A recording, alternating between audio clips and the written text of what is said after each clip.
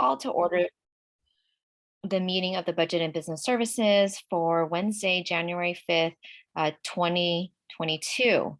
And Happy New Year to everyone and first week back from winter break.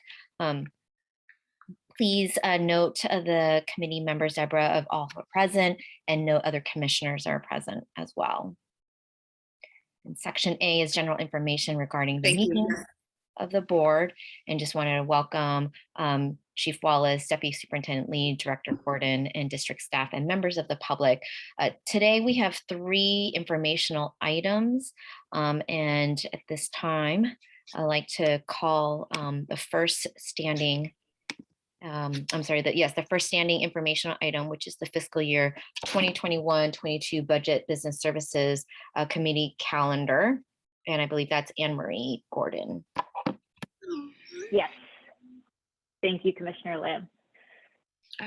Where is that? Hold on one second, sorry. Okay. I just wanted to thank the budget staff again for the tremendous work before the closure of the calendar year and submitting our required balancing plan and our first interim to the California Department of Education. Also want to appreciate my colleagues in working with the superintendent around moving forward, particularly in the next several months around as we advance through the budgeting process for the rest of the year.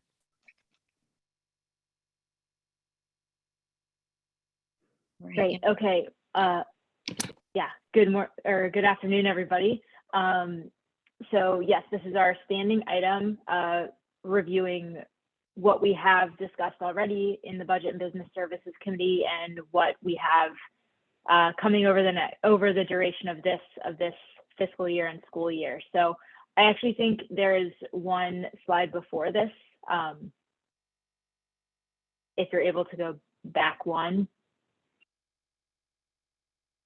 There we go. So this is our running record of our meeting agendas for BBS. You can see today the focus is the PIEF evaluation report and the equity and arts resolution update. As we move through the year, we update this with what we anticipate coming up in future meetings, and then also what we cover and what we have covered, so that as we get through the year, we have a good record, and we can see all of the different items that we cover and discuss in this committee. Next slide, please.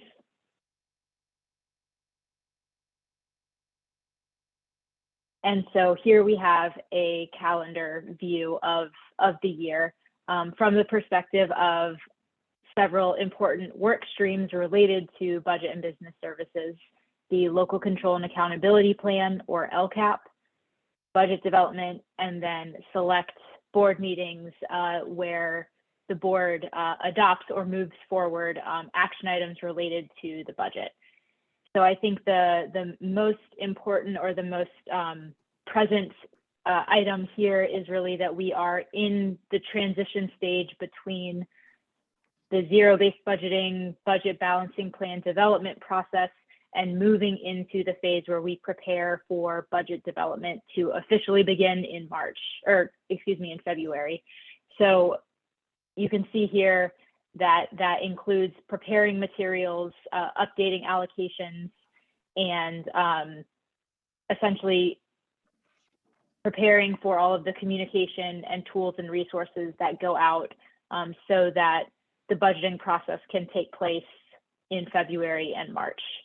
We are also beginning to, the LCAP process is also picking up as we want to prepare a draft so that we have more time to engage, to review, to really look at the components of the LCAP, the content of the LCAP, to ensure that we have the kind of engagement and changes made that we want that reflect our values and priorities. And the next slide, the final slide, is a little bit of a double click into the next couple of months, specifically recognizing that the board adopted the budget balancing plan in December, recognizing that there is more information coming our way over the next several weeks. that will inform what the final plan looks like that we implement through budget development and our second interim report. So we are eagerly awaiting an official update on the state budget from the governor. From there, we'll have most of the month of January to understand, to really interpret that, to update our revenue projections and forecasts, so that by early February, we can provide a preview of budget development before allocations are officially released and the process begins in the middle of February. We've also noted here on February 8th, the plan to share a report on a central staffing functions analysis that is being planned and mapped out to begin very soon. And then we have our second interim report in March that will include an update on the budget balancing plan before it is submitted to the state in the middle of March. So I think that that covers our main talking points. We can go ahead and conclude the presentation, and Commissioner Lamb, back to you. Thank you. Before I open up for questions from commissioners, I do have a question. I'll open up to see if there's any public comment, please. If you would like to speak to this item, can you please raise your hand?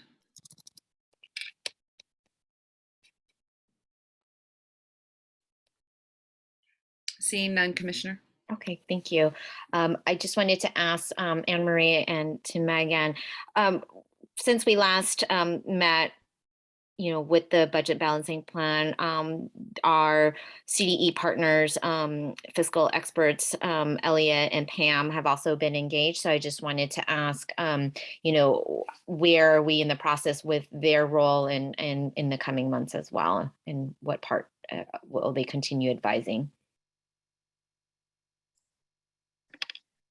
So they are still engaged. CDE has authorized to have them stay on board working with the district. Having the balancing plan adopted was the first step headed towards, the balancing plan approved, but we still have to get towards adoption of that balanced budget by the end of June. So they'll be continuing to support staff in reviewing our organizational structures and looking for opportunities for realignment.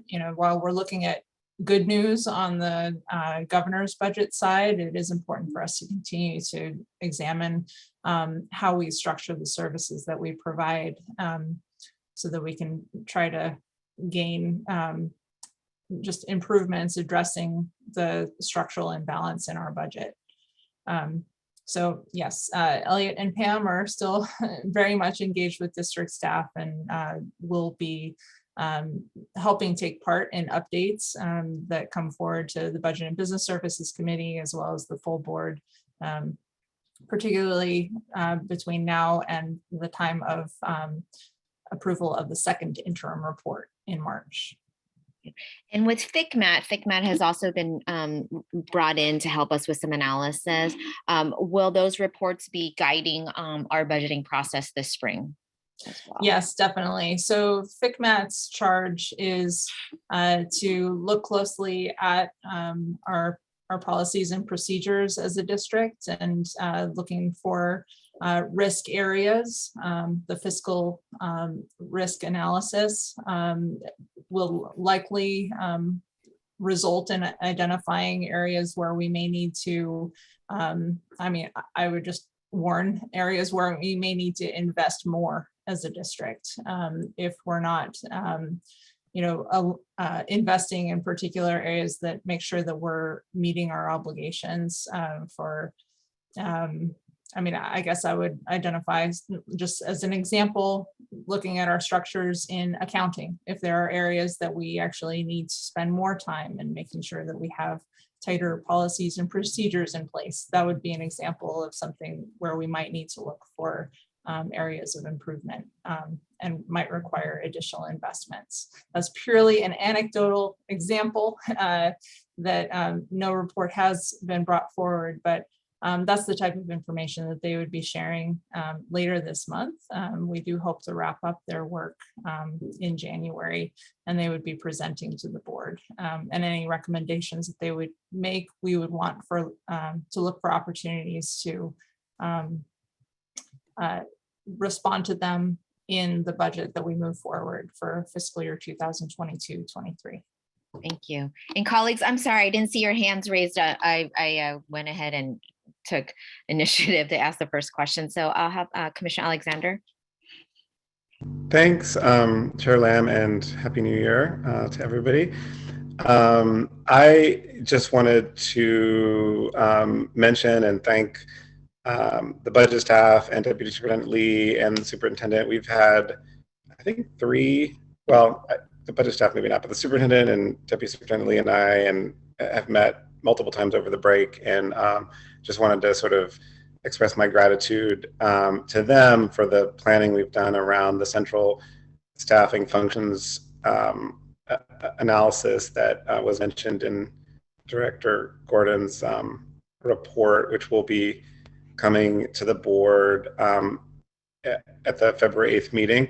And so the idea behind that also is to, between the state, we'll have the news from the state, which hopefully will be good. I saw a School Services of California email report today that said, it was titled State Revenues at Stratospheric Levels. So that was a good, at least a promising headline. We'll see the actual details next week, right?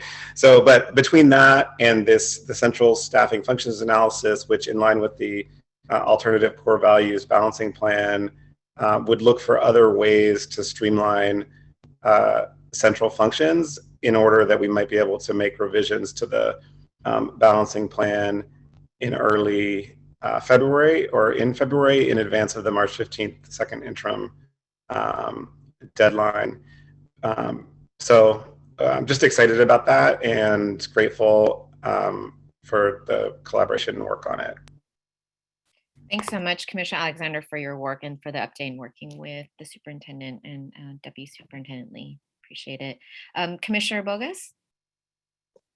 Thank you. My question is in regards to community engagement, family engagement, recommendations from advisory councils, parent engagement committees within the district. And at this point, would whatever we're able to kind of do in regard to making those things happen be present in the first document we see, or is there still opportunity for the things that community have to kind of still be worked and integrated into the budget process, or is it actually kind of a little bit too late to kind of add central things, if that makes sense? It's a question. Are you referring to kind of the, I guess, budget development or to the LCAP? I guess I'm kind of bringing them together a little bit, since I guess in my mind, from the community side, they're really about kind of budgetary asks to support school sites and programs and things like that. And I know we always get our advisory committees kind of bringing up to us that we're not listening to their recommendations and implementing them. And so I just wanted to know if kind of this process so far had integrated the things that had kind of come through the previous year and years budget process and LCAP processes, and are we at a place where all of that is fully kind of integrated as much as it could be, or is it like a place where we're actually still trying to get guidance from community members about directions and things that we need to do as a district? I think I would say that it's actually a little bit of both. That I think that, you know, the recommendations that we receive each year and the engagement, like we're in all the various ways that we're able to receive feedback and input, both through the LCAP stakeholder engagement process, through the engagement, you know, of the public in board meetings around our budget balancing plan. Like I would say that all of those things really do inform how we've moved through the budget balancing process, how we're thinking about how that, you know, will change, or how it might change with updates from the state budget. So I think in that way, like, those recommendations really do remain present in, in informing how decisions are made about the budget, about changes in programs, things like that. We have a planning meeting next week to start talking about LCAP task force, and I think really trying to mobilize stakeholder engagement specific to the LCAP. So I think that's, as we come back from winter break, that's really coming, that's really rising to the surface for me. But I think that, so there will be both of those pieces. Yeah, I guess I think that's my best take on. No, I appreciate that. On continuing engagement. Yeah. No, I appreciate it. Thank you so much. I appreciate the work that you're doing with the LCAP task force. And I guess just to really center on the advisory councils and some of the other committees that we have, and just making sure that they feel heard and they really understand why either we're doing the things that they've kind of been recommending and pushing for, or why we're not, and why we're not able to, and just really making sure that people feel that that we've heard them and understand kind of what they're requesting, and have a good understanding and real transparency around our decision making about why not to fund things or do certain things that have been requested from our advisory councils. Thank you. Yeah, I just wanted to add a +1 to that. I mean, certainly, the many discussions we've had over the last half a year, but particularly the final sprint, it feels like, to December 14th, was how important is to, center LCFF and LCAP process with our broader budgeting cycle. And so however we can continue through the infrastructures or capacity within the LCAP, but really then how do we have that more robust outreach either to our CACs or even the broader parent community that is probably much more engaged now, given where we've been and where we are. So I would all certainly work closely with the budget team, and colleagues, please also share those ideas and ask to the staff. All right, thank you. Go ahead. If I might just add one other point, and that's we are working with the Parent Advisory Council and Parents for Public Schools, as well as the district's own communications team, to try to maintain a robust community and family engagement process ahead. That does include the LCAP, and so just want to remind folks of that, because we realize that the fiscal side of the house, we're heads down trying to create a balanced budget, but really are leaning on these other partners to help us make sure we've got our heads up and are engaging with our broader community. So I think they give us some extra muscle in that area to make sure that we are trying to maintain that engagement. Thanks. Go ahead. Just real quick, if I could Yes. say on that, I would love to.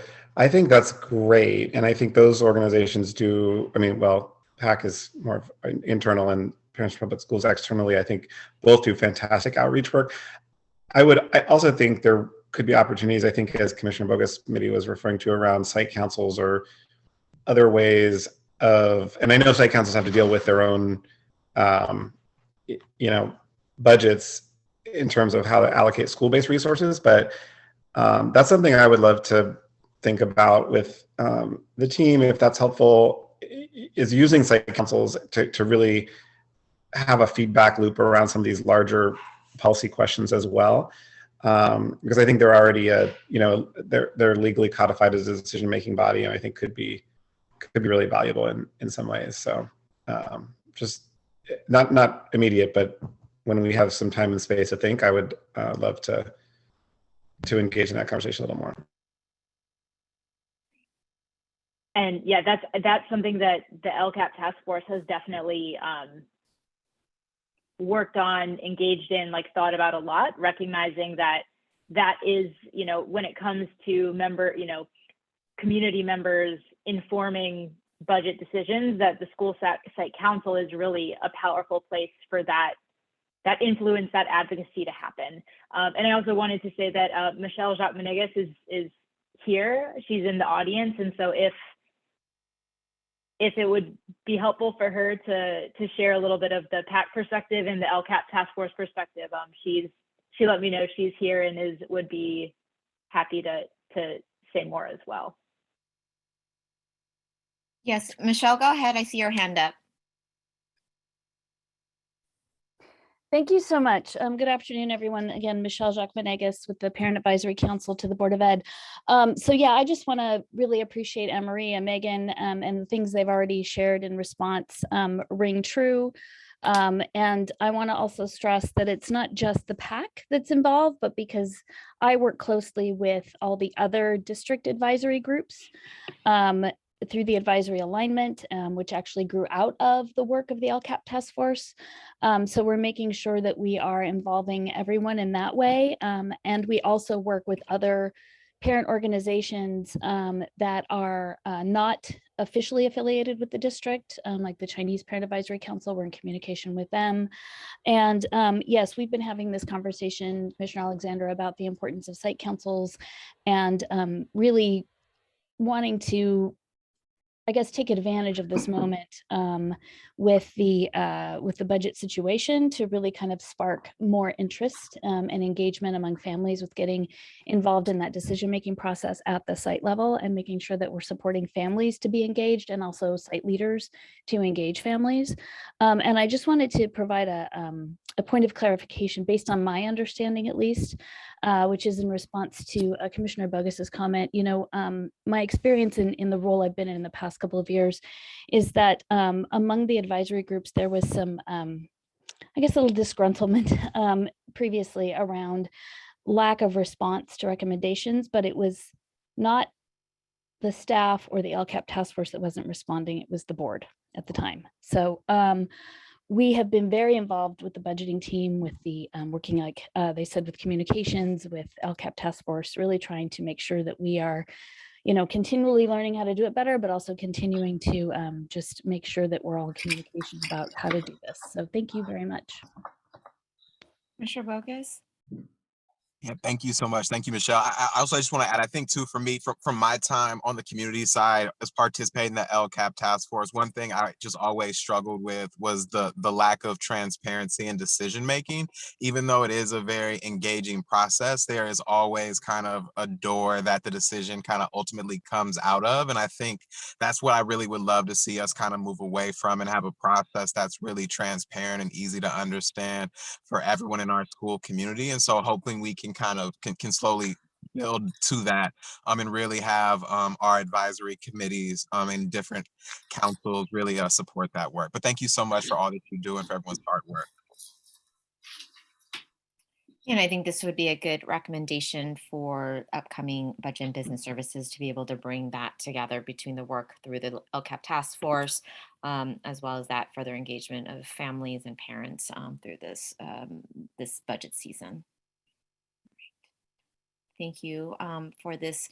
This will close our first informational item. We're now going to shift to our second informational item of the evening, which is the Public Education Enrichment Fund evaluation report. And I'd like to turn it over to Edwin Diaz, our PIEF director, as well as I believe we have our Piefcak co-chairs. Thank you, Commissioner Lim. And forgive me for the coughing. I'm a little bit under the weather, but I'm gonna muddle through it today as best I can. As you mentioned earlier, with me today are Dr. Christopher Lee from our PIEF office, and Dr. Carol Hill and Lainey Matamidi, our Piefcak co-chairs, who are going to present today on our PIEF evaluation plan. A quick context. We shared back with the board in June 2021 that we were revamping this report, and we were looking forward to sharing this information in the fall of last year. Unfortunately, we've been living through some interesting times the last couple of months, and so this item has been needed to be pushed back to make space for other important budgetary items. And so now we're here today to be able to share this information, and we look forward to hearing your feedback. With that said, I'm going to turn it over to Dr. Christopher Lee, who's going to walk us through the first half of the presentation, and then our co-chairs will take it from there. Dr. Lee. Thank you so much, Edwin, for providing that context. So good afternoon, everyone. As Edwin just mentioned, my name is Dr. Chris Lee, and I serve as the Manager for Strategy, Research, and Evaluation at the Public Education Enrichment Fund Office. I'm happy to have some time this afternoon to share some initial findings from our current draft of our school year 2020-21 program evaluation report. Next slide, please. Actually, we can advance one more, please. All right, there we go. So as Edwin just mentioned, just some more additional context. At the time when we shared last spring, we noted that advocacy from the Board of Education and from the Piefcak over the past 2 years really led or culminated with me joining the team, and then us leading a pretty substantial overhaul of how we envision evaluation activity for the funding portfolio. So since that time, all PIEF funded programs have developed continuous improvement plans. They have developed, using a results-based accountability framework, have developed implementation and impact metrics, which was a major shift. And they've also identified goals for their program. It's our hope that this report and more reports like it will hopefully, definitely provide additional accountability that's needed. Will definitely provide additional transparency that's needed, and will hopefully be able to support strategic decision-making on funding priorities on behalf of the board, superintendent's leadership team, the Piefcak, and San Francisco's voters. Next slide, please. We thought it'd be important to include a few caveats around this report. So again, this is for the 2020-21 school year, and this was our first time using these methodologies to report out on the portfolio of programs. And so the data that's in this report that you all have access to is baseline data. We do not have data that we're matching it with that precedes it. And as we'll recall, a lot of the programs, if not all programs that were funded, were implementing in a virtual setting. So their program outcome data is somewhat skewed or diminished or less than it would have been in an in-person setting. So we definitely want to lead with that what you're seeing are results from virtual implementation, which is certainly different than it would be if it were in person.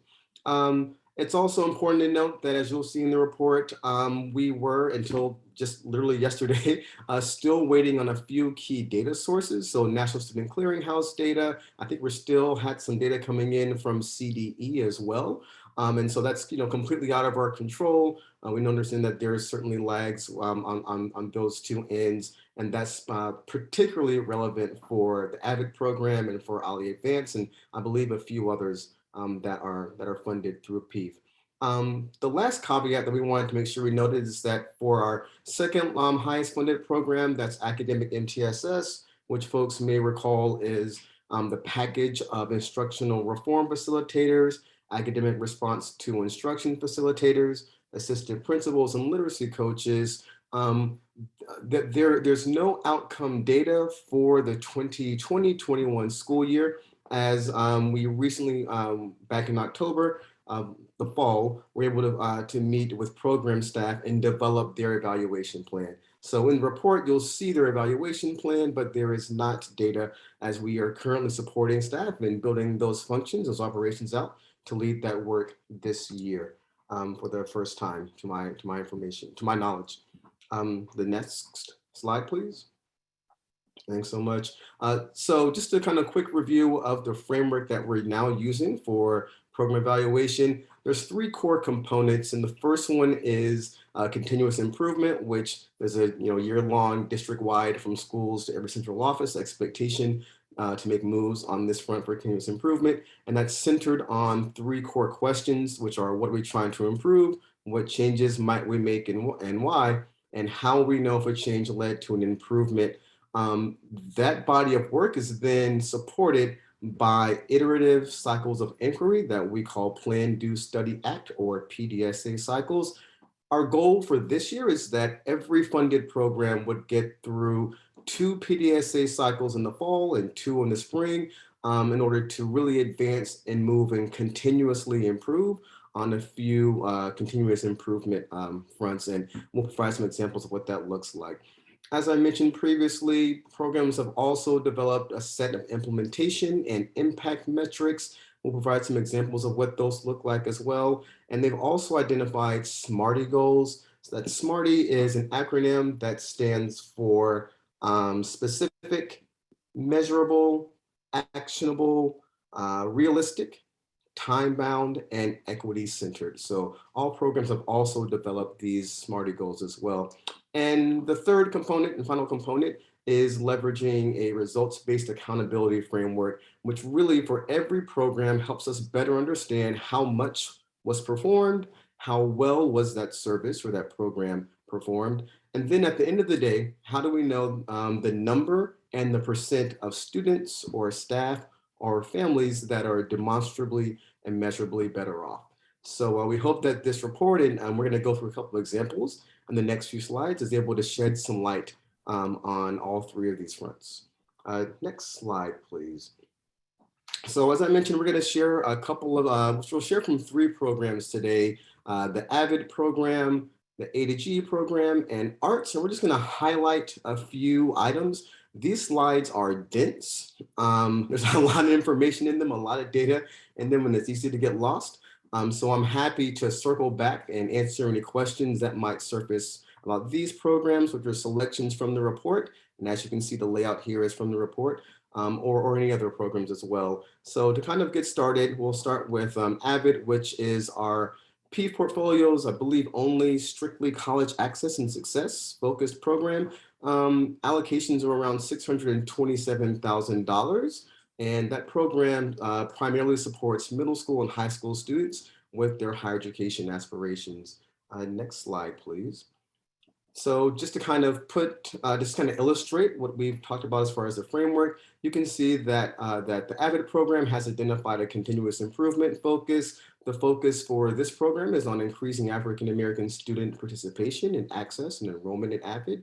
They've also identified a set of implementation metrics, which, for example, would be the number of schools that are offering AVID, number of course sections offered total at scale across the district, and student enrollment by race and by ethnicity. And they've also developed or identified some really key performance indicators related to impact, right? So for impact, they're considering college application rates, FAFSA submission rates, and college matriculation rates. And as I already mentioned again, just to kind of illustrate for the third component, or another component would be the SMART goals. So the SMART goal example here for AVID would be that they're trying to increase the percentage of students of AVID seniors that are accepted to 4-year schools from approximately 63% to 75%. That would be their SMARTY goal for AVID. Next slide, please. So again, we can see that that AVID serves, nearly 2,300 students. You can see the breakdown between middle school and high school, and students do incredibly well in the program. 86.6, so almost 90% of students earning a C or better in the course, and their average GPA is 3.44, which is, I believe, markedly higher than their non-AVID peers throughout the district. So just kind of some reinforcing information about how much was done and how well was the service or program offered. Next slide, please. And again, I'm going to kind of jump around for a few data points here. We won't kind of highlight everything, but happy to circle back. When we think about, at the end of the day, folks, students being measurably better off, we can see that a good number, over 200 AVID seniors applied to at least one 4-year college, with 175 being accepted to at least one of those schools they applied to. That totals to about 63% of AVID seniors that were accepted to at least one 4-year college. There is an asterisk there, because it's important to note that, as folks may have heard or be familiar with, there's a nationwide slump in college applications and matriculation due to virtual learning. And I think some folks, from my understanding, some students being less interested in going to college right out of high school if it's going to be in a virtual setting. So I believe that that trend also held true for SFUSD, as the percentage was lower than it usually is. And the last thing, again, this kind of represents that there were some data delays. So we now will soon be able to disaggregate and report on the number and percent of avid seniors that enrolled in college, and that data comes from the National Student Clearinghouse. Next slide, please. So we'll now focus on A to G, additional course offerings, which folks may also know as high school credit recovery. And as you can see, the funding allocation is about $3.1 million. Next slide, please. We can see that for A to G, a lot of students are served by this program. So nearly 3,800 students participate. You can see a couple of breakdowns as far as the number of students that earn credits. Program offerings are listed there.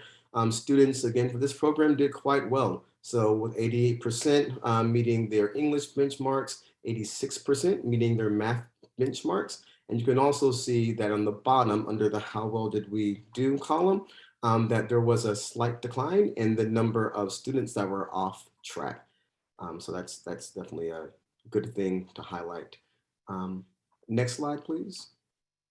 So when we think about, again, students being demonstrably and measurably better off due to the investment in implementation of this program, we can see that nearly 1,594 students earned credits through high school credit recovery, and that a good number of students, so we're up to 11,797, were on track by the end of the year. We can also see that there was a pretty substantial increase from 26% in 2020 to 37% in 21, and the percent of off-track students that earned credits through high school credit recovery. That's pretty notable, especially because it was done virtually. So having to virtually contact and work with students and staff. And then I think that's, there's another part there that we can look at and see that we ended up being around 78.7% of students that were on track by the end of the year, thanks to this program. That's on track to graduate on time within the 4 years. Go to the next slide, please. And last but not least, there's many more programs. We wanted to provide a great example from our SLAM category of programs. So that would be sports, libraries, arts, and music, and focusing on the arts department, which we'll hear more about today following this presentation. And so that's about $15.3 million of funds that are allocated to the arts department across pre-K, elementary, middle, and high school. And there are multiple disciplines. So you can see that there are 6 disciplines listed here. Next slide, please. Okay, so clearly, I think as folks are pretty aware, there are thousands and thousands and thousands of students that have access to arts in SFUSD thanks to PIEF, right? So here we can see that that's about 5,000 middle school students, 7,000 high school students. And you can also see that this is a program that's decided to really go deep on their data, and they're able to really identify and track and monitor and collect data based on student subgroup and demographic subgroups, which allows them to kind of target their approaches and their engagement and their strategies at school sites, throughout cohorts, and by student need, demographic need. Next slide, please. And then again, when we're thinking about the percentage of students that are better off, we can see that, again, it's pretty impressive, right? So over half of middle school students were able to enroll and benefit from participating in at least one visual performing arts class. You can see that data disaggregated by race and ethnicity. And you can see that it's about 44% on the high school end side. The data is also really important because it tells us where we may have areas or opportunities for growth. And so we can see that at 13.8 and 13.2%, there are some areas where we could do some engagement with students in order to increase access to students participating in arts and CTE career pathways, or enrolling in those intermediate or advanced arts classes at the high school level. Next slide, please. All right, so to kind of wind down and wrap it up here, just some next steps and vision for PIEF evaluation. Again, we're still working with program staff around academic MTSS. We know that's certainly been a big topic this year, given the budget scenario. And so we're working with staff there to determine progress to date and try to help build capacity and build systems for different goals that they're trying to meet this year. And again, in a very challenging year. And then the next piece we want to speak about is capacity building with the CAC. We certainly want to make sure that we are increasing transparency, increasing data access, but also increasing CAC members' knowledge, expertise, and information on program operations, on continuous improvement work that the program managers and their staff are leading, and on, again, student, family, and staff impact. So the positive impact and the positive return on investment from these programs. We're hoping that the data that's in this report and other reports and networkings that we do with the programs will be able to inform their spring ratings recommendations. As we've also kind of heard previously in the previous presentation, we too are looking to expand and provide, kind of glean additional insights from students and families. So we've conducted a round of interviews with several CAC members, including our SAC our student CAC members, or our SAC representatives on the Piefcak. And we've also kind of put out some initial feelers about what it might look like to partner with our instructional rounds processes when it's safe to do so that we can actually let people see what the programs look like in implementation live on the ground. We're certainly trying to think about how we might increase our research functions and partner with and deepen our partnership with the Research Planning and Assessment Office, and certainly leveraging our stellar and renowned partnership with Stanford University. So that's one of our key levers in order to build out that research function. And as I've already mentioned, we're certainly interested in increasing the level of rigor and additional models that we can use to better assess cost benefit from our investments. With, again, the goal of it being able to provide much needed information to district leaders, including the board and SLT, to make those strategic funding priority decisions. The last thing I'll note here is alignment with our zero-based budgeting process. We realize that there's a lot of similarities between both bodies of work and that there's some synergies there. So we're exploring in early conversations means to actually kind of support that evaluation component for zero-based budgeting. And again, helping provide data and evidence to inform decision-making on funding priorities. And I think with that might be the next slide, please. Yeah, I think that wraps it up. So looking forward to discussions, questions, and yeah, I'm happy to clarify or to repeat anything. Actually, before we transition, we have a couple more slides for our Piefcak co-chairs. If we can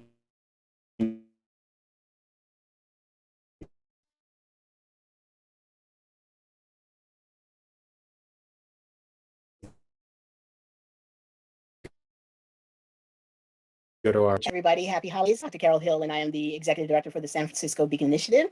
First, I want to say, we want to give Dr. Chris all the love because of all the work he does for the CAC.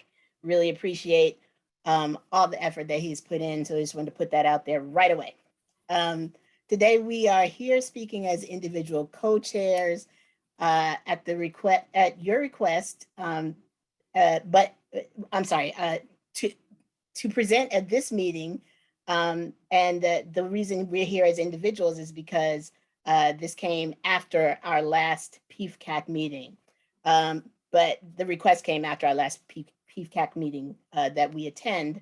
But that said, all Piefcak members have been invited to join, and we welcome them to add their comments. Today, we are offering our general observations regarding the Public Education Enrichment Fund. As the commissioners are aware, voters funded PIEF with the requirement that funds be used to supplement, not supplant, existing funding sources. These funds are offered by the city of San Francisco to provide students across the district with access to enrichment opportunities that they would otherwise not have. We continue to seek greater transparency as to how the PIEF is used, especially when modified from the year's approved expenditure plan, and how these funds supplement other and larger funding sources, such as the local control funding formula allocations. This was highlighted front and center in our most recent recommendations made to the board and the superintendent May 2021. Quote, especially considering the current fiscal situation, the Piefcak continues to seek greater transparency, coordination, and alignment with the general fund and PIEF allocation processes and priorities on an ongoing basis. Now I'm going to pass it to Lainey. Next slide, please. So I'm Lainey Matomedy. I am Dr. Carol Hill's other co-chair, and thank you so much for the invitation to be here today. And I want to just quickly mention that I'm coming to the end of my 4-year term, so I'm particularly reflective at this moment. I joined the Piefcak in order to better understand the district as a whole, its priorities, decision-making, and the general ecosystem of programs and staff and our school sites. And I did get that, and I got a lot more. So thank you. I want to appreciate my Piefcak colleagues, PIEF staff, and the commissioners for the support of the CAC's work. So today we're offering our thoughts regarding the current process and suggestions for improvement. And Commissioner Bogus and Alexander actually teed up one of our thoughts, and that's one district, one budget. So when we look at PIEF, it's currently pretty challenging to see how different funding sources interact to meet district goals, budget requirements, and how PIEF is used to supplement and not supplant in an effort to build out consistent enrichment programming for our students. So the idea of one budget centers on student impacts, measurable goals, with funding sources to follow that would enable the Piefcak and the general public to better understand how the district is leading with students and utilizing funds to support student goals. I've heard this concept raised by our FICMAC colleagues, and it makes a lot of sense. And Dr. Chris's presentation just before us gives great examples of how programs can be reviewed and assessed, and that information can help lead student-centered decision-making and budget to support those goals. So right now it's very difficult to connect funding decisions to student priorities. And as the voters did approve PIEF as a student-centered funding source, integration of a one district, one budget through the local control accountability plan or some other centering document or process could be a first start to improve transparency around student priorities and the funding sources that support them. And a couple examples that come to mind are, it's problematic when structural budget problems that have been in place for years, when there's modifications to the PIEF expenditure plan that are not necessarily noticed or identified. And we believe the significant variances or budget modifications should be noticed to the board and to the CAC, especially in this year as we're recovering from distance learning and are continuing to address learning recovery.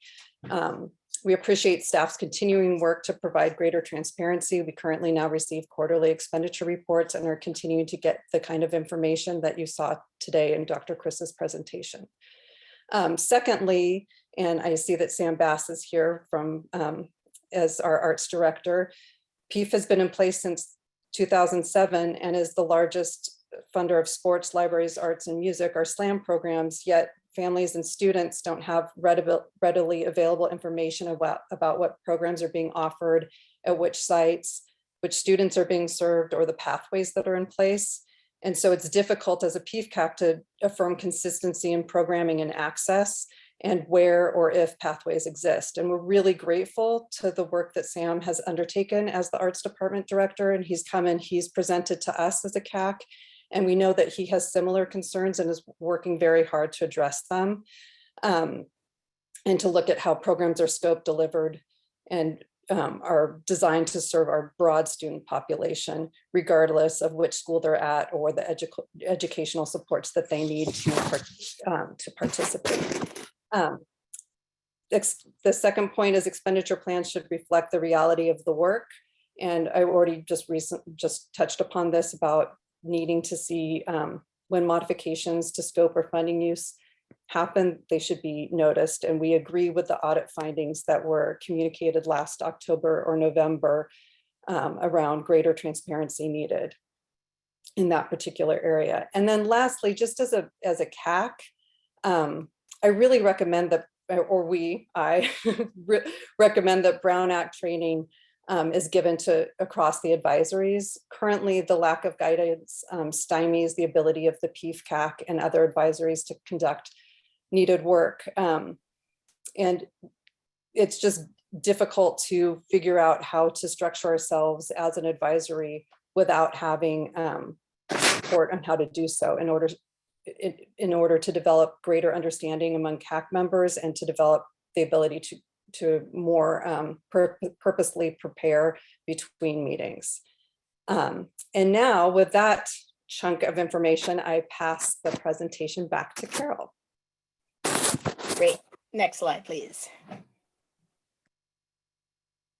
All right, so the following comments regarding the current budget cycle were developed by a group of Piefcak members representing 6 commissioner offices and the Student Advisory Council in response to the budget recommendations that were adopted in December.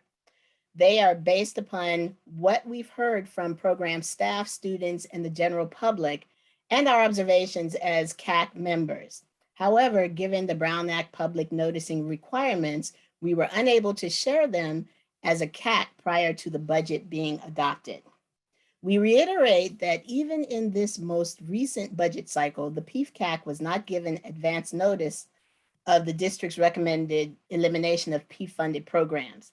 These decisions appear to take place without transparency regarding student impacts and the process used to determine district recommended cuts. We applaud Dr. Chris and PIEF staff's work that was just shared with you. This work has been a substantial undertaking and is the type of visibility and transparency that the Piefcak has been advocating for PIEF and frankly for all programs.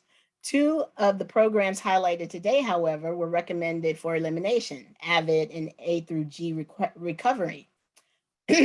Other defunded programs are career technical pathways and multilingual pathways. After learning of these cuts, Piefcak members came together to communicate their deep concern about the proposed cuts that would have disproportionate effects on vulnerable and priority students identified by the state and the district. Next slide. Constraining aggressive timelines limit our ability to fully vet our recommendations, especially in this heightened budget year, and the need to consider our students and school staff's recovery from more than a year of distance learning. Our recommendations continue to be limited by a process that has the CAC serve mostly as a pass-through formality, often appearing to repurpose use of PIEF to fill general fund gaps. Rather than fulfilling the intent of the voters to create a supplemental revenue source to directly benefit students, we continue to seek greater transparency regarding district decision-making as it relates to our students and PIEF funding purposes. Lainey. All right, I think we can advance a couple, yeah, so you could, Carol covered that one already, so you can advance once more. So just in conclusion, we are continuing to establish priorities and review the use of funds to ensure students benefit. And we appreciate PIEF staff's ongoing efforts to support the work of the Piefcak and to increase transparency. We wish for these efforts to be replicated beyond just PIEF programs and budget. We would all benefit from one district, one plan, one budget, expenditure plans that reflect reality and are updated accordingly, and consistent Brown Act training for the advisories to support their work so we can support your work. And then the next slide. So these are some of the documents that we referred to in this presentation, if folks would like to dig a little deeper. And our next CAC meeting is next Wednesday, a week from today, from 6 to 8 p.m. And as always, all are welcome. And with that, we conclude our presentation. Thanks, Dr. Chris and Dr. Carol for sharing the time. Thank you so much to the PIEF team, to Dr. Chris, Lee, and to our co-chairs. I really have appreciated the thoughtfulness, the intentionality, and the realness of lifting and shining more light to the budgeting process, particularly in the lens of PIEF. And I just want to extend my deep appreciation to the Piefcak and particularly to the co-chairs. And you've been steady, steadfast in your leadership. So thank you for your service. And so with that, let's open up to public comment, and then we'll go to commissioners for discussion. If you'd like to speak to this item, please raise your hand.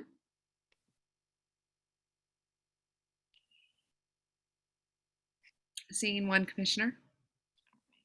Well, do 90 seconds, please. Okay, Michelle. Yes, hi, thank you. Michelle here again with the Parent Advisory Council. I just again wanted to appreciate Dr. Lee and the Piefcak co-chairs for presenting this information tonight and for the detailed work they've done.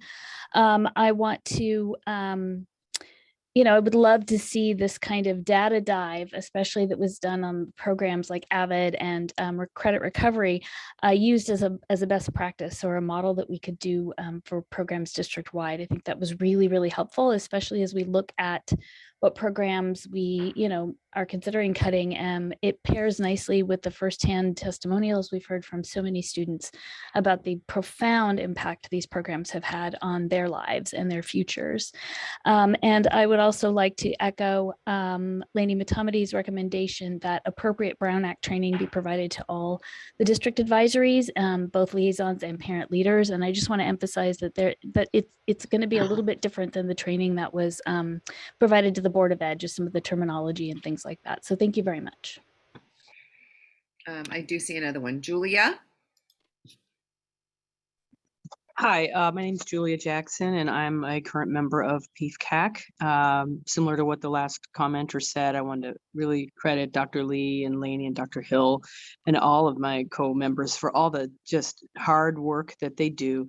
And I agree with all the suggestions that I put forward, particularly regarding transparency. And Lainey was talking about, joining to learn more about the whole district. And to be honest, as a parent, it's really been a labyrinth.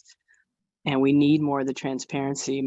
I've been on 2 years, and I feel like it's literally taking me this long just to get my arms around the district and what the Piefcak does. And I know everyone's been working really hard to improve the accountability and transparency, but I just want to make sure that keeps going. Thank you. That's it, Commissioner. Great, thank you. Thank you so much for the public comment. And again, once again, to our Piefcak members and co-chairs. Commissioner Sanchez?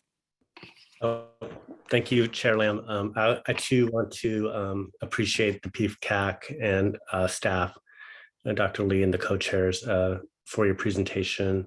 I was just wondering if staff has a response to the concluding slide, the one district, one plan and budget, the expenditure plans that reflect reality and are updated accordingly, and then Brown Act training.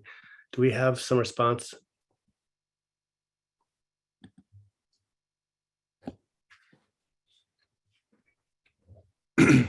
I can start. I'll go for it.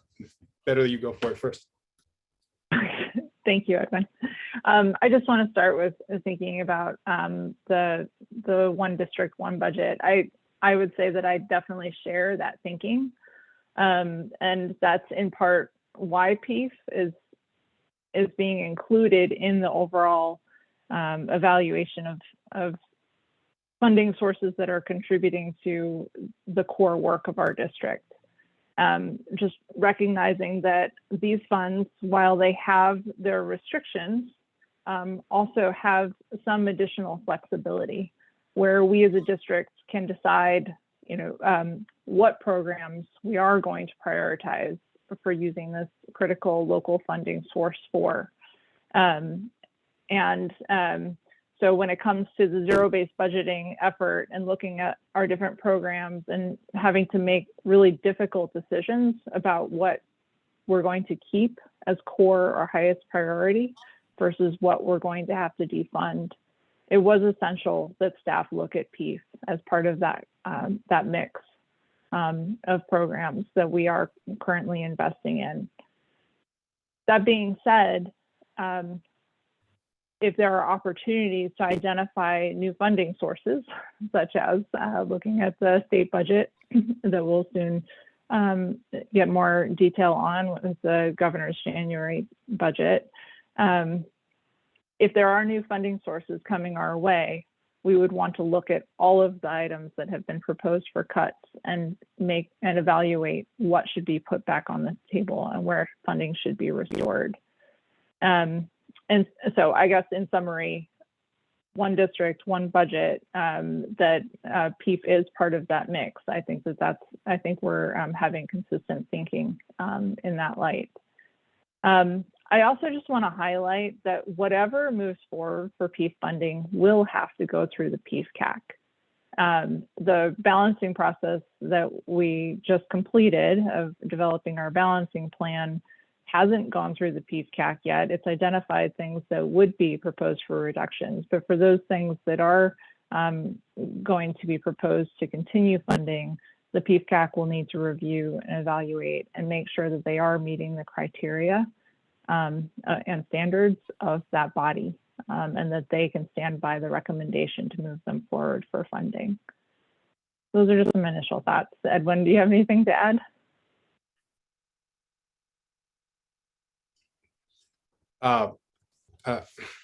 Yes, hopefully I can get it out. In terms of the Brown Act, very quickly, I was just going to say that the Piefcak did receive a Brown Act training by a legal department 2 years ago, prior to us going into COVID. And but since that time, many of our members have changed. And so there would be some sort of value to having a refresher. And I know that some of the other CACs would also have expressed some desire for wanting to also get some training on the Brown Act. That said, it is a complicated piece of legislation to understand, and it's not very, not one training won't, take hold. And so I think it's one thing that we'll probably need, more than one training. And I think Deputy Lee also wanted to share some thoughts on the Brown Act. Yes, if I may, thank you, Edwin, and good evening, commissioners and everyone. I just wanted to build off of what Mr. Diaz just said and just share that we are aware that many of our advisory committees are encountering the need and the value for more Brown Act training, and so that is in the works. I'm not sure exactly what the form is. I've just texted our general counsel Danielle Houck as we're having this conversation, and Mr. Quinn, if you know more, please chime in.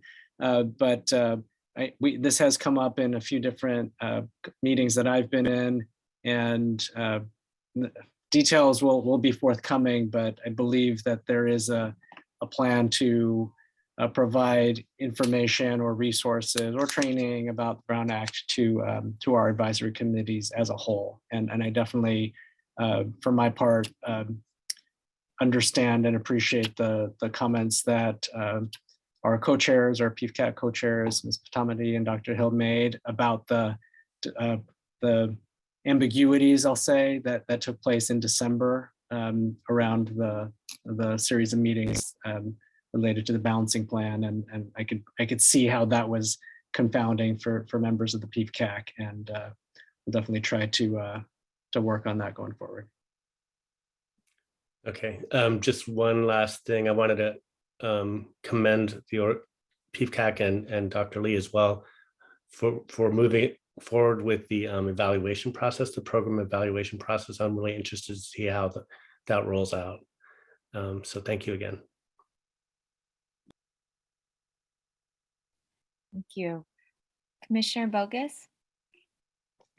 Thank you. Yeah, I just wanted to thank the the CAG for their comments and the concerns around transparency, and just really want to be in dialogue over the next part of this year to really figure out how we can strengthen these systems as we examine like our spending habits, the kind of way we do our budget, and the way we kind of structure our central office, and really hopefully find better ways to kind of do everything and make things more transparent and open. So I think just a lot of support and solidarity around that.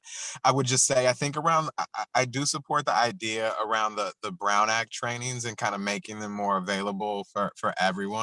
But also I feel like it might even be helpful for us to have someone who is an expert who can actually be in the meetings to kind of advise and give people tips, because just being trained doesn't actually, I think, necessarily do enough to ensure you're ready to handle any situation that might come up versus someone with more expertise. So I think trying to figure out how we balance all these things and how we kind of structure all the advisory committees that support the work we do. Thank you so much. Thank you. Commissioner Alexander? Thank you. Yeah, I want to add my gratitude to Lainey and Carol in particular for their portion, as well as Dr. Lee for the very detailed and excellent kind of framework for analysis there. And I guess I wanted to follow up on the one district, one budget idea. I think it's really smart, and I know you, Chief Wallace, have shared before that you agree with that and said it again just now. And I guess I just wonder if if we have ideas collectively around how to begin to sort of move toward that. I mean, I think it would, just even one example of how that's not happening is the fact that we just got a report on how great Avid is, and now this data in Dr. Lee's presentation when that program just got recommended for elimination, right? So it's kind of like, does the left hand know what the right hand is doing, or are we saying we looked at that data and we still think Avid should be eliminated, and here's why, right? And I guess because the Piefcak is operating just with the PIEF funding, and because things are moving in and off on PIEF and off PIEF budget, it becomes really, really confusing. And so my understanding of what Lainey and Carol were proposing is that we begin to have a more unified way of looking at the budget, so that programs get the same level of scrutiny and evaluation, that kind of along the lines of what you were doing, Dr. Lee, but regardless of whether they're part of PIEF or not. And that then we sort of have a way of also assuring that then the PIEF funding is used to supplement as it's supposed to be, but we still look at the things that the general fund is funding in a similar lens and say, are we getting our money's worth, right? Which I think we should always be asking. So, and I don't think the budget staff disagrees with any of this, but I'm curious if we have thoughts on how to kind of take that work to the next level, so that we have more. I think when people talk about the transparency, it's kind of along those lines, if that makes sense. So I don't know if folks have any thoughts on that. I'd love to hear them if you do.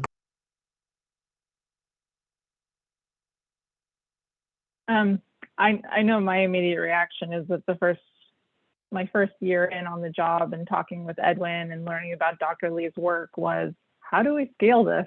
This is really great stuff. And also our budget is very large, and also we hit a pandemic.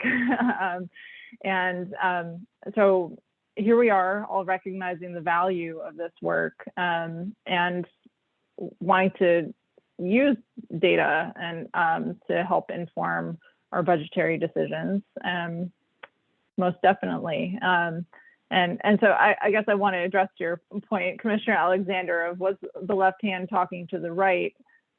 I would say that the answer is yes, and it was the latter of those two scenarios where we had a lot of bad choices in front of us, and unfortunately we had to choose the proposal to put Avid forward. But I think looking at the data, then it would require us to consider, if we do have new funds coming in, would we consider restoring Avid because we're seeing that it's effective? So those are the kinds of questions that we'll be wanting to ask ourselves as we go forward with development of the PIEF expenditure plan and ultimately budget adoption. Yeah, thank you. Yeah, totally. That totally makes sense. And that's what I assumed. So I didn't mean to suggest that there was no consideration for it. I was kind of saying, but I think maybe what I was trying to say was more along the lines of the transparency of that process, because somebody from the outside might say, does the left hand know what the right hand is doing? I guess is what I was sort of trying to say. Not that I was assuming that that was the analysis that had happened internally. And so then how do we, Piefcak is a model also for doing this in a way that's transparent. So I think that would be my question, is sort of moving forward, how do we have that conversation more in public so that people can say, hey, we actually looked at the data, we know Avid's really good as a program, but we did decide to cut it because we actually had to prioritize these other things. And that conversation happens in a way that folks can sort of see unfolding, which I know is really complex, and we're in a pandemic. So I'm not expecting any of that to happen overnight, but I would love to continue to think with you all about how to do that, because I think that's what I'm hearing from community members when folks ask about transparency. It's not that folks are saying we can't make hard decisions, but it's like, how do we do it in a way that really is fully transparent, and folks then have a chance to weigh in on them too, right? And so that people know what is it that we preserved to give up Avid if that was our decision, and then where was the opportunity to say, hey, actually Avid's more important than that, or vice versa. So I think those are the kinds of questions I was thinking about. Thank you. Deputy Superintendent Lee? Thanks. If I could just add 2 points of information. One is on the issue of, as Chief Wallace said, trying to scale our capacity to more systematically review evidence, as Dr. Lee shared examples of approaches that are taking place within PIEF-funded programs. This is a little bit on the midterm, perhaps mid to long-term horizon, but we have had some encouraging conversations with our RPA, our research planning and assessment colleagues, as well as external researchers who we've all had some discussions about this need and really this interest, and it's, as many of you know, it's a long-standing interest. But the good news is there's a glimmer of some progress that we've engaged in these conversations with 2 researchers. One is from Teachers College and one is from American University, who are actually focused in aspects of their research on this question at scale within school districts, and have received some funding support, and I'm forgetting the funder, to work with SFUSD to try to demonstrate how a district can improve its capabilities to do exactly this, to systematically use evidence to inform resource allocation decisions, evidence of outcomes included. So that's one thing that we'll look forward to sharing more information in various settings about as that effort progresses. And then just on a separate note related to Avid, I just wanted to share that, and this was probably a little bit hard to discern in December in the meetings in which this was discussed, but in the Educator Effectiveness Block Grant plan, which was, I think it was discussed in December and approved in December, there was a portion of that plan that is intended, and this was sort of, at the late stages of the budget balancing plan meetings, or the meetings related to the budget balancing plan. There was, I believe, $500,000 that was identified in that, using that resource, the Educator Effectiveness Block Grant, that I know Dr. Priestley has intended to utilize to offset, maybe not completely offset, but largely offset these reductions that were put forward from PIEF to basically recoup most of the funds. I'm sorry, most of the program investments using that other alternative funding source. So just for what it's worth, I wanted to mention that. Thank you. I just wanted to comment as well, and Lane, I see your hand up. I just want to comment really quickly, absolutely +1 times 100 for Dr. Lee, your work. When I sat on the Piefcak and co-chaired it for 2 years, us at that time were also grappling, like, how do we demonstrate, impact through our investments, our PIEF dollars, and what does that mean that's reaching the students as we talk, every time I feel like our board comes together around that student-centered investments and outcomes. And I would love to see that deeper investment and growth. So I'm excited to hear about the potential partnership with researchers, alignment between the PIEF office with RPA, because this is the moment, right, when a district is facing fiscal crisis, and really, how do we get back to our core of knowing, how those dollars are really having the greatest impact for our students, and frankly, as we steer through the pandemic, I certainly feel strongly that, not only is it about the opportunity and academic developments of our students that need to be in the forefront of education recovery, but also that social, emotional, and supports for our students as whole children of themselves. So I welcome really strategic focus from the board, how we can support the staff as you move forward in with this, because that to me is top of mind, is that, how are we really demonstrating with the funds we do have and will have, that is making the greatest change in our students and in their lives. So thank you again for that, I want to use the word innovative, but for really the intentionality around the strategy looking ahead. So thank you. And Lainey, I see your hand up, so please go ahead and comment.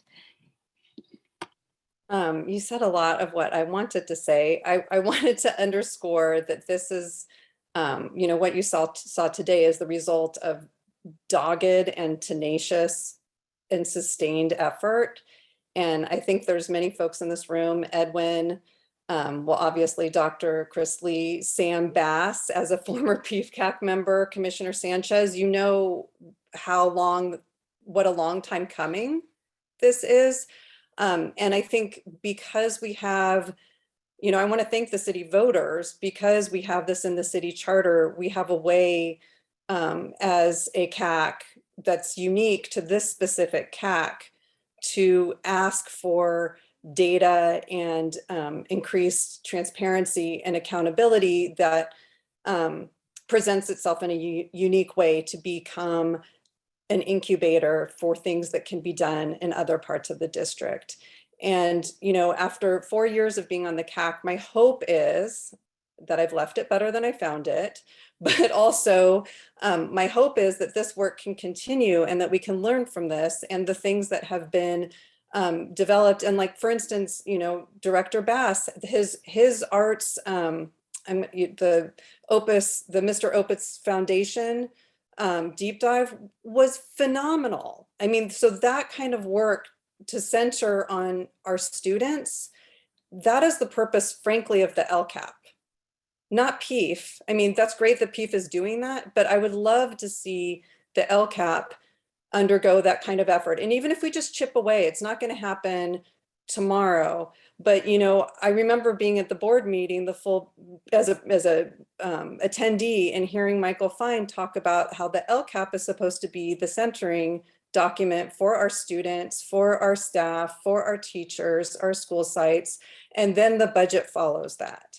And so this is the kind of work that we really need to continue to drum on and continue to elevate and to continue to support, because it's hard work. It requires that we look at ourselves and we applaud the things that we do well, but it requires that we take a harder look at the things that are not functioning as well as they ought to be, especially as I said, with our SLAM programs funded through 2007. We should have a lot more continuity and transparency about what is being offered, where and why, and for all of our students. So that's what I'm I'm hoping in this LCAP process, and I'm very thankful for having Michelle Jacques-Menegas with us and moving through that process and engaged with the PAC as well as the LCAP task force and other advisories, that we can make progress in the LCAP. And I was pleased to see the Anne Marie's representation of how the LCAP is going to be rolled out this year. And I think we can make progress. But I just, when I say like one budget, one plan, you know, one district, right? Like as a family, as a parent, I would love to be able to have a document where I can look at an executive report and say like, oh, this is what the district is working on, and this is what they're valuing in our students, and this is how they're measuring it, and these are our goals, and all these decisions are falling out of that. So that's what I say. And oh, by the way, Dr. Carol Hill has she had to take care of her kids, so she apologizes for not being able to stay for the whole meeting. Thank you again so much. So colleagues, again, thank you to the staff and the Piefcak members. And thank you, Lainey, for your service. I know when service concludes, it's also, you know, a lot of time for reflection, but just want to express our gratitude. So thank you. At this time, I'll conclude our second information item.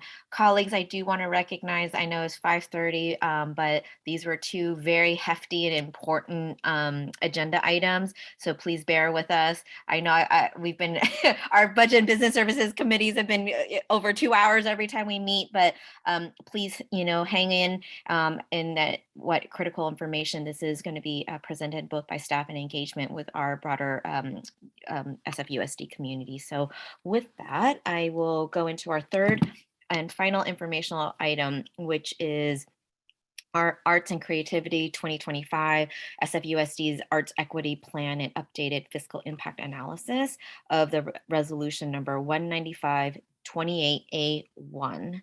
And I believe for the presentation, it will be Sam Bass, the Director of the Arts in the Arts Equity Plan. Yes, thank you, Commissioner Lamb, and good afternoon, Commissioners. I will try to make this as efficient as possible.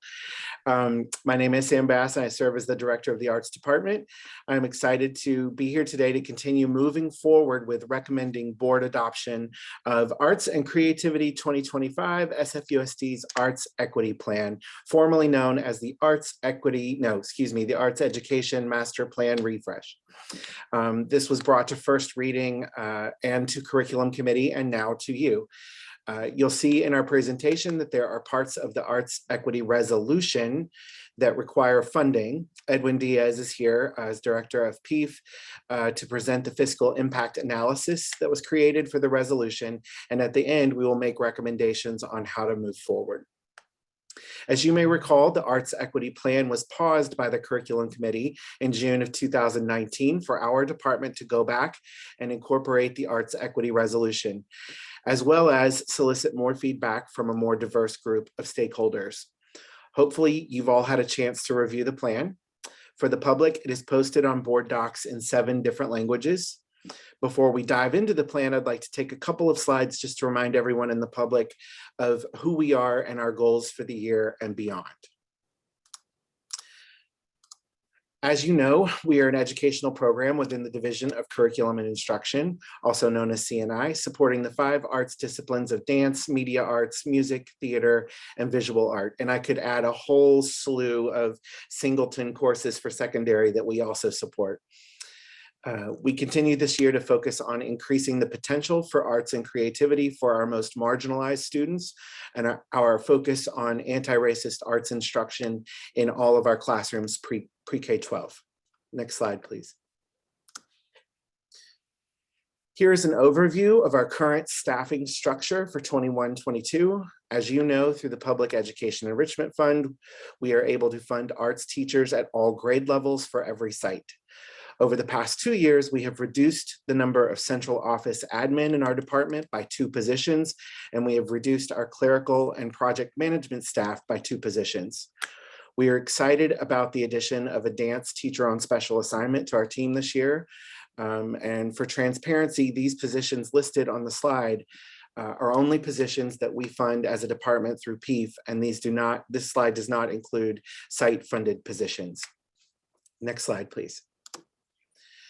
Now let's talk about the newly updated plan, Arts and Creativity 2025.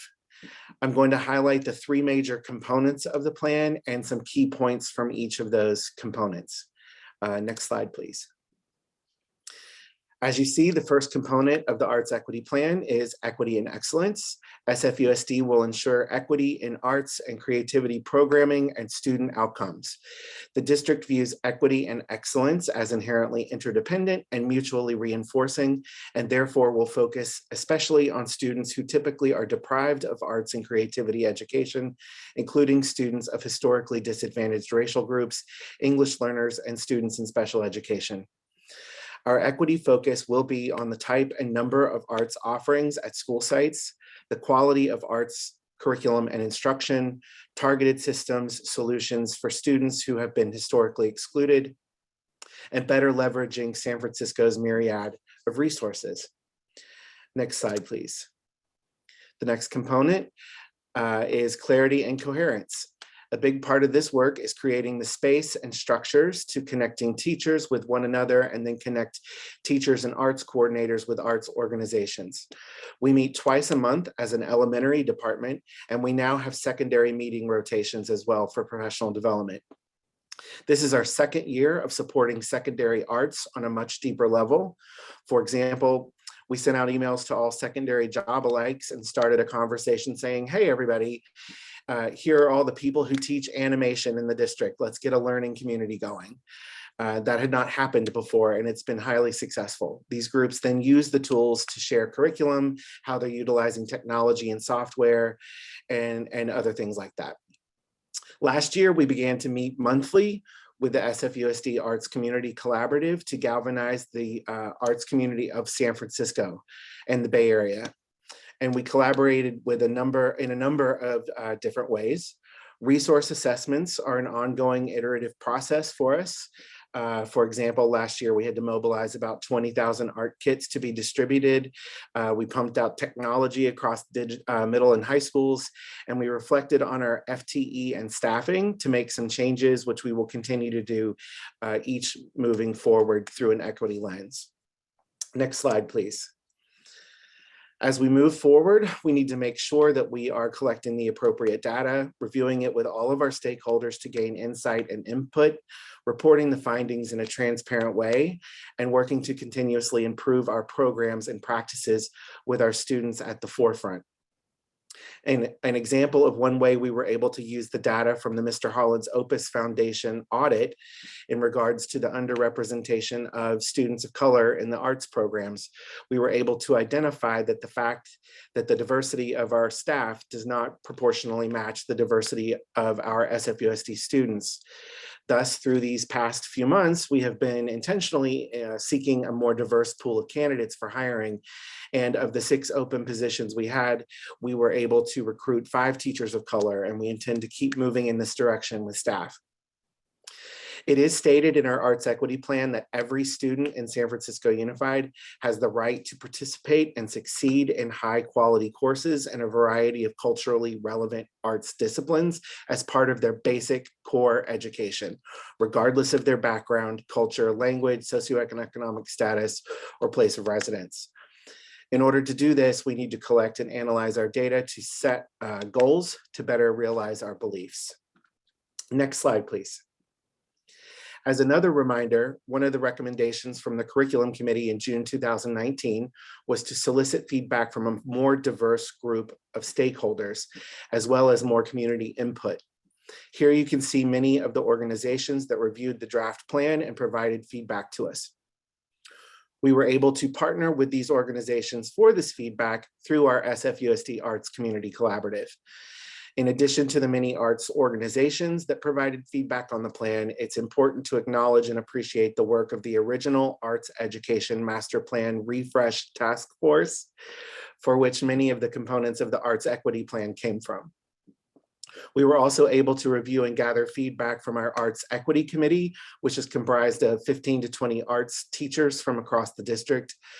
Several school site arts coordinators gave feedback, our high school student interns, which were new last year, and multiple members of the Piefcak. We will still continue to collect feedback on the plan by connecting with the Parent Advisory Council, which I believe is happening next month. I think is calendared for then, when we're able to fit this into the agenda, as well as our Community Advisory Council for Special Education, which has already provided some helpful feedback. Next slide, please. As was presented to the Curriculum Committee in August, in June 2019, Commissioner Collins and Commissioner Lopez drafted the Arts Equity Resolution. It was unanimously passed by the board that summer. The next two slides are going to show you what the resolution calls for. Bullet points in green reflect items that have either been completed or are in progress. Items in dark blue represent things that the resolution calls for that still need to be addressed, mainly through funding. As you see here, we have adopted the Declaration of Rights of all students to equity and access in arts learning. We had posters made with the declaration translated into 2 other languages for our arts teachers to post in their classrooms and around their school sites. We have the Arts Equity District badge on our website as well as social media. We have aligned our Arts Equity Plan with the Arts Equity Resolution as requested and suggested. To date, we don't have identified funding to fulfill bullet number 4 that calls for 1 full-time arts teacher at every elementary school. We have begun the process of adjusting secondary FTEs to be more equitable and based on enrollment. As you know, we have quadrupled our instrument inventory even through a global pandemic, and we are in the process of finalizing an instrument inventory system that will bring us into the 21st century. It's very exciting. Our partnerships with other departments within the division of C&I have increased, and we've shifted the culture of the arts department functioning as a siloed department to one of collaboration with other subjects and disciplines. Next slide, please. We have increased teacher allocations to ensure they are able to get the resources they need. Again, we have yet to identify funding that will increase the FTEs needed to shift our teachers from being itinerant to being site-based. Due to budget constraints, we have not yet been able to expand the role of the arts coordinators, but we are working towards that goal as funding potentially increases through PIEF or other funding sources are identified. Our teachers now have access to instruments for students that they don't have to rent and they don't have to share, and art materials as well. However, they continue to struggle with space for storage and space to teach at school sites. Many of our elementary teachers have to teach in the multi-purpose room, in libraries, cafeterias, even hallways with no space to store any equipment. We did, however, I told you about the rental part, sorry. The last bullet regarding evaluating programs should actually be green also, because as you've seen this afternoon, we are already working with the PIEF office each year to evaluate our program and solicit feedback through the Piefcak. Next slide, please. In order for the Arts Equity Resolution to be completely fulfilled, here's what is needed. Permanent sustainable funding for 21 additional elementary arts FTEs, which would then allow us to decentralize our teaching roster and shift them to being site-based and site supervised. Based on the data from the Mr. Holland's Opus Foundation audit, which is available to the public and has been posted, in collaboration with our music teachers, we need to redesign the elementary music program to increase access for all elementary students, not just the ones in 4th and 5th grade who can be pulled out of class.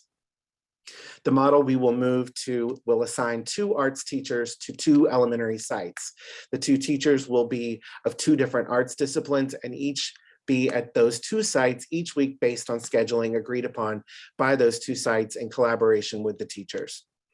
And lastly, as a district, we need to identify and possibly even create art-specific instructional spaces at each elementary school site. In just a moment, my colleagues from the PIEF office, Edwin, will share the fiscal and impact analysis of the Arts Equity Resolution.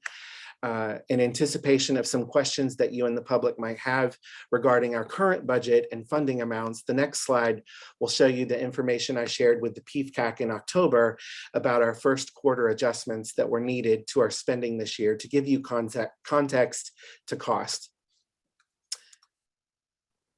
So you can see here, we had to make several adjustments over the first quarter of this school year to our elementary instrumental program due to the SFDPH guidance that constantly was changing for wind instruments through this pandemic.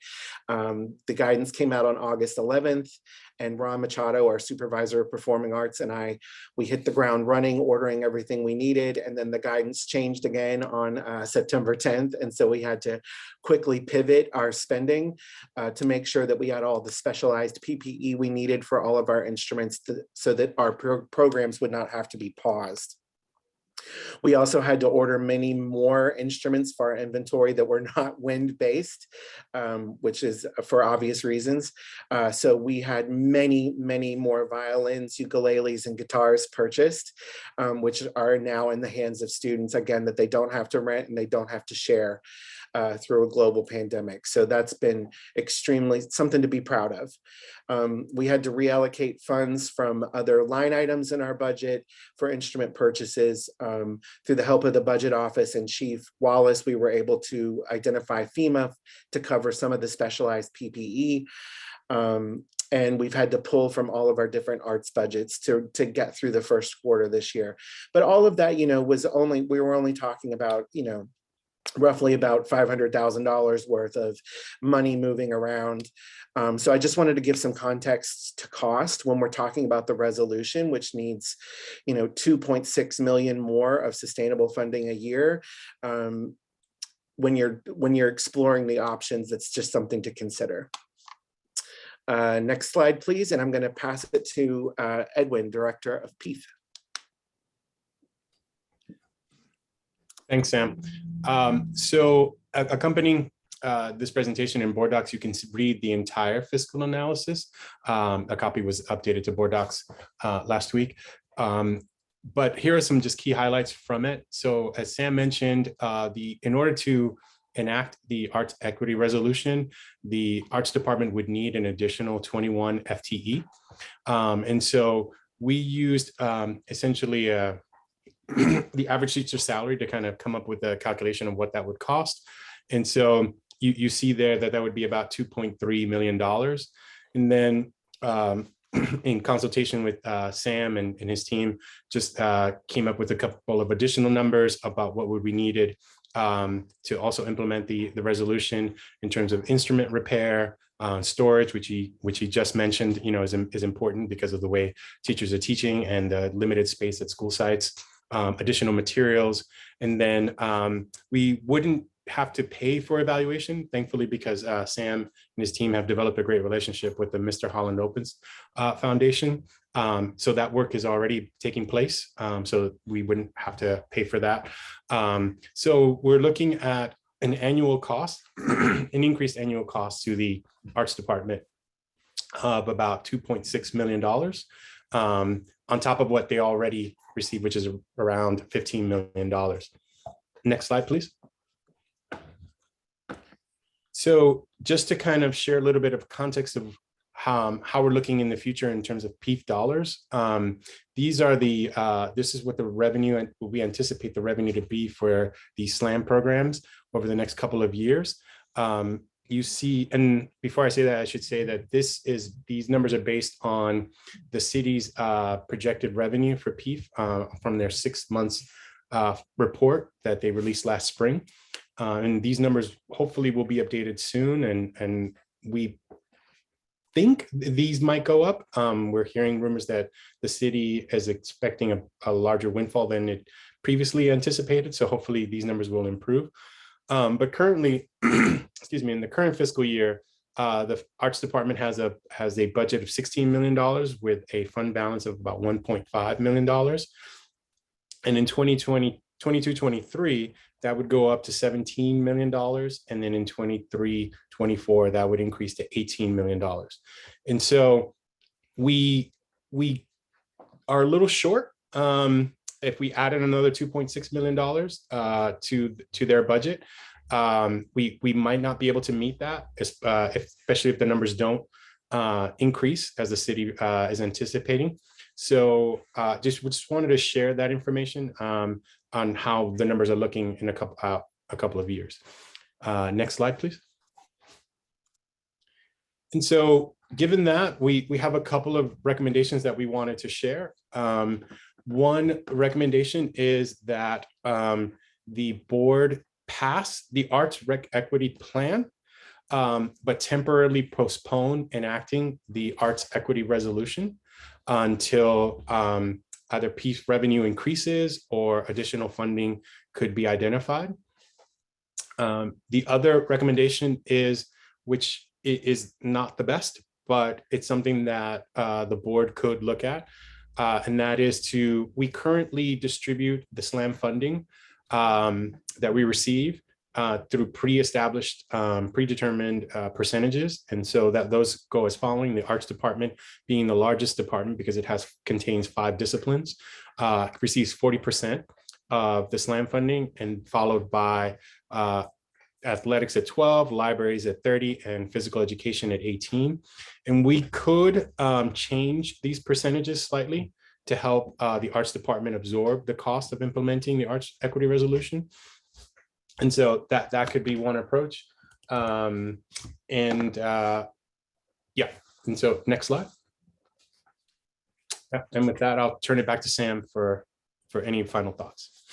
Great. And I would just say, and this is just speaking earnestly to you all as commissioners, you know, I think I would like to reword tabling the Arts Equity Resolution to continuing to work on identifying funding to make that happen while we go ahead and move forward and get the Arts Equity Plan board approved and in place and shared with the public to show our arts priorities and our approach to arts education in general.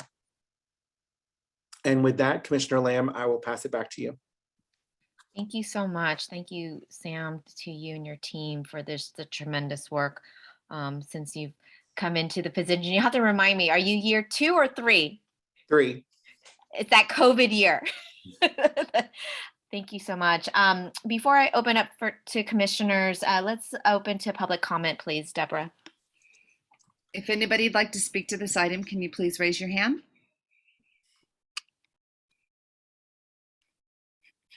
Seeing 2, Commissioner.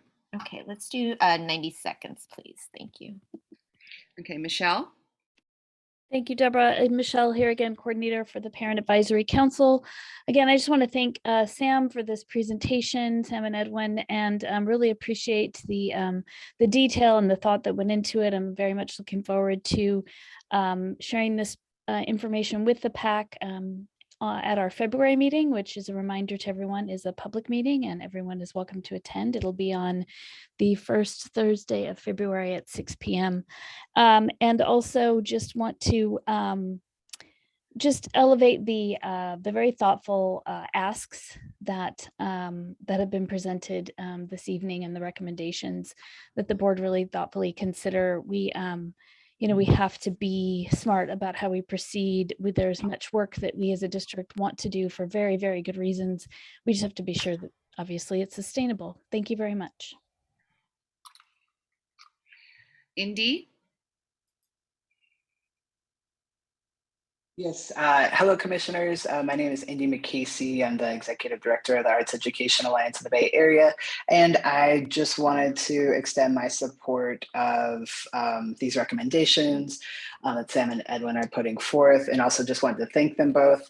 And I just also wanted to name just how much as a partner with the school district, with the arts department, around the SFUSD Arts Community Collaborative, we've really appreciated the transparency that's being modeled in collaboration with community members. And I just hope to see this kind of work continue across the district. I know many other departments are working to engage community members, but specific examples, like we have student interns who are leading community and community building activities at these monthly meetings. We have working groups focused on addressing issues that are raised collectively, not only by the arts department, but also surfaced by community members and students. And so again, we hope that you'll, follow these recommendations, adopt the arts equity plan, and and continue to work to collaborate and make SFUSD even more creative and just moving forward. Thank you. That's it, Commissioner. Thank you so much to the public and for your comments. Commissioner Sanchez? Oh, thank you. Thank you, Sam. Thank you, Edwin. Sam, I'm so very impressed with the work your team is doing. It's incredible. You're moving the needle toward having a more equitable approach towards arts for our students. And so I'm just extremely impressed with that work. I have a question about why we look at physical education and sports as separate line items instead of having like a physical education / athletics budget. I'm just wondering if that's always been the case, that it's been bifurcated, or why we do that.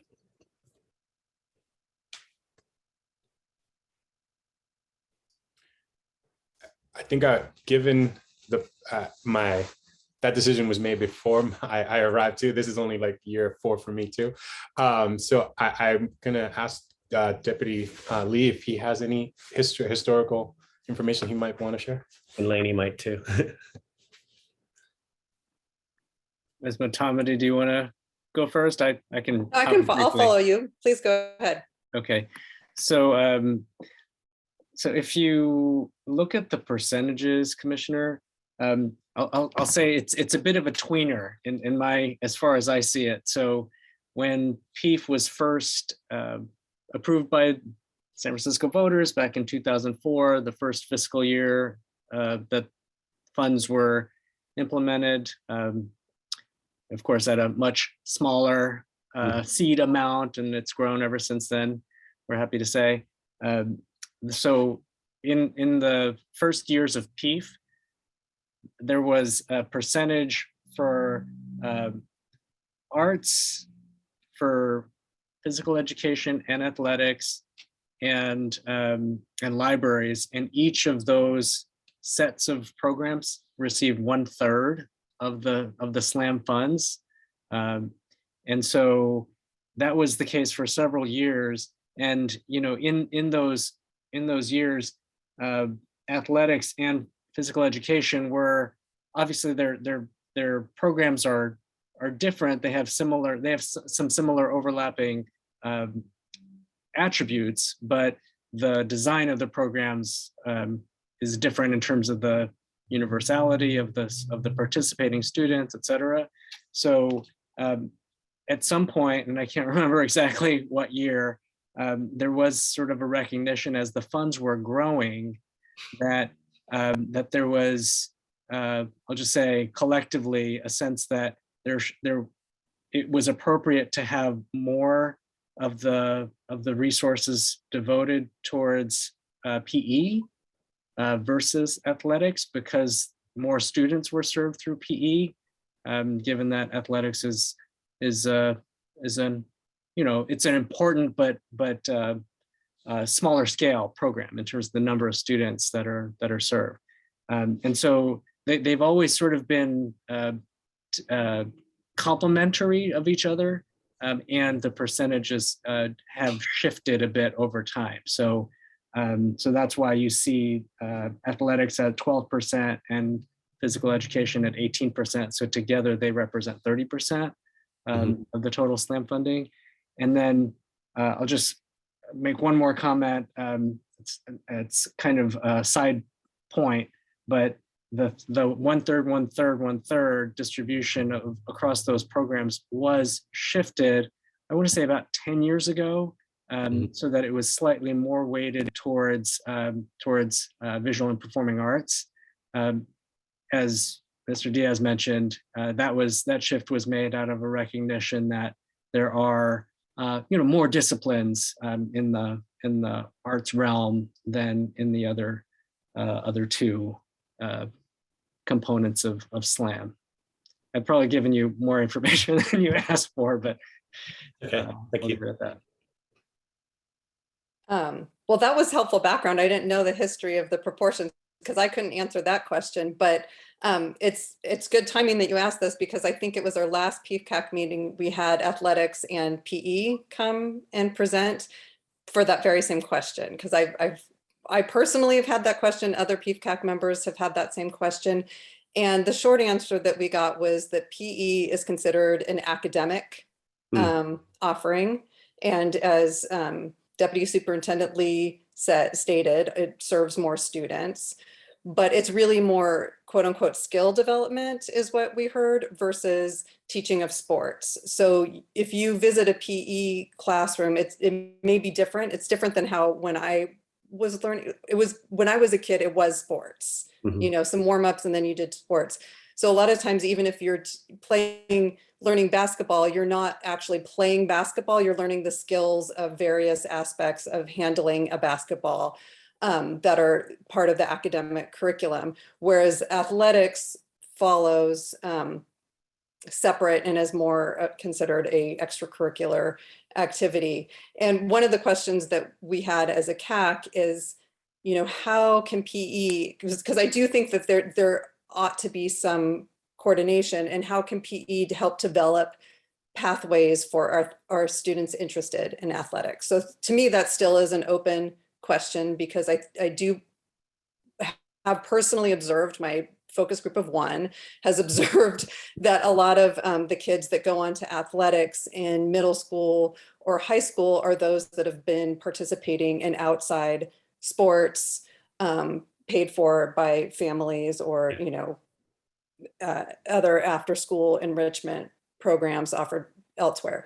And so that was the question that remains unanswered, but they are two separate, distinctly separate things. Okay. Thank you, Lainey. Thank you, Myung.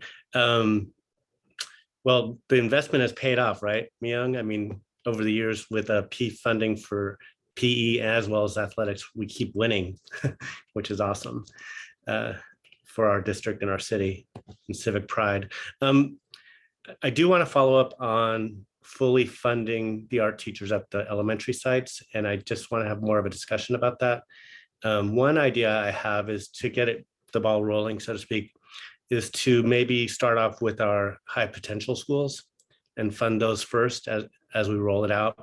And also just kind of a question I have is, do we understand or know how many elementary schools are able to fund their own art teachers? And you know where they lie in the scale of our tier schools? Yes, so thank you for those questions. I can definitely speak to the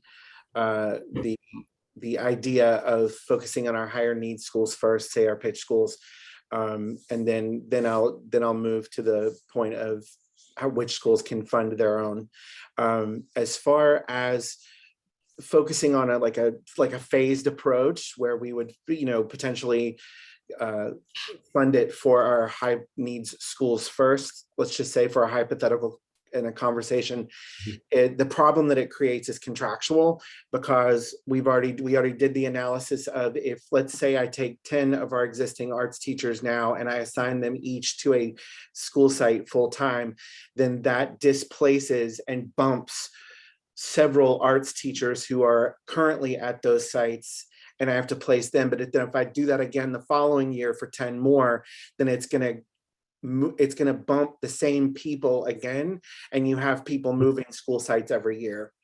And so that's why we would need to, for the sake of contract and the sake of our arts teachers and the relationships with the sites, we would need to identify the funding for all of them. Okay. And then for as far as what schools can afford to fund their own teachers, as you know, several of our schools already add in additional funding for them to have a full-time art teacher or a full-time music teacher. But I'm not able to do an analysis of which schools could afford to make that happen versus which ones wouldn't. And I think it would be great discussion to talk about how we could do that in an equitable way. to make it happen. Okay. Yeah, I'm really interested in learning more about, exactly which schools have that capacity and are using that capacity to fulfill more arts programming. But I guess I can imagine who they are, which ones they are.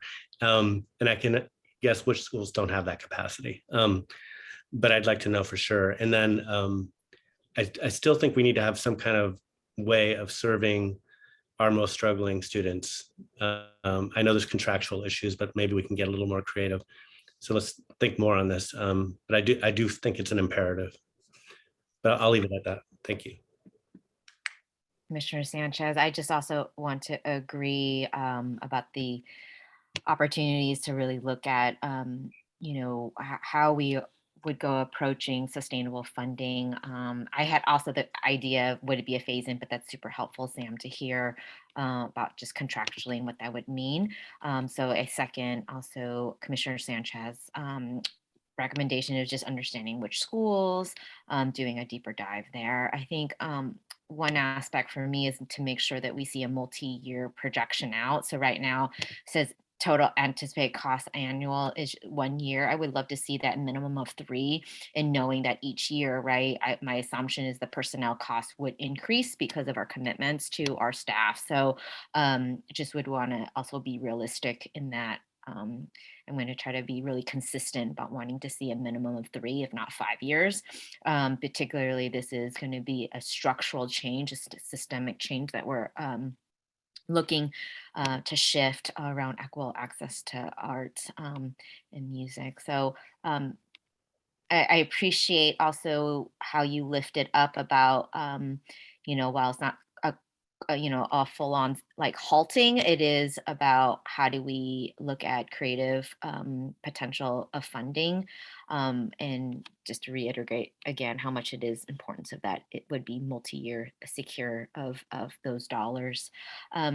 So with that, I do also have a question related to the SLAM portion.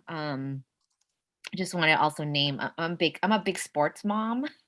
And so I do, just for staff here, and also for the Piefcak members and for staff, I would love to be able to see, and Lainey, I really appreciate how you talked about that kind of continuum from physical education to sports, because sports has plays such an important role in a young person's life, anywhere from, how to do teamwork, integrating in different social groups that you otherwise would never had a chance to, build peer groups with.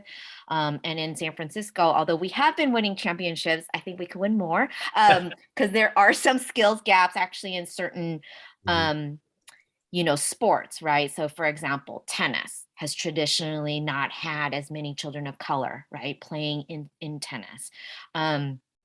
And there are particular sports that I think, so this isn't for the discussion tonight, but certainly would want to raise with the athletics department to really also kind of go through some of that analysis of engagement, both in upper elementary, middle, so that when they get to high school, then, there is that opportunity, and a young person really feels like, I have a chance, I have a way to also be part of that, the opportunities there in those activities. So just wanted to be explicit about that, my thinking there around the athletics, because I do see that certainly I know the carryover is probably due to the pandemic, and we're still going through some of the challenges there right now, and getting our sports at full operations. But overall, certainly I voted to support the Arts Equity Plan, and, just for process tonight, because the board had already approved it, the next step is really the funding. And so tonight, there is no action that's required, but I think this all goes into a broader discussion around, for this upcoming spring, what goes into our budget planning, and we will go back for a second reading of the plan itself, not the funding, but the overall plan, back to the full board, is my understanding. And please, staff, correct me if I'm off base there. See some head nods. Okay, I captured as far as our process of next steps. So encourage commissioners, if you have additional ideas or thoughts or please reach out to Director Bass, as well as the overall budgeting team of where this arc is in the coming months. Okay. I think with that, thank you for hanging in. I again, really appreciate, I know that we had, put these two really important agenda items to January, but I hope you feel that we got the lengthy discussion and data and information that we need to carry the work forward. And so with that, this concludes our first budget and business services of 2022, and we will return back in February. Again, it will be a standing first Wednesday of the month. So our next scheduled, I believe, is it the 2nd? February 2nd, yes. Thank you. Same time, 4 o'clock. Thank you all. Have a great evening. Meeting adjourned. Thanks, everyone. And thanks, Director Bass, for your great presentation. I didn't get to say that earlier, but really appreciated it. So thanks. Happy New Year. Thank you, everyone. Good night.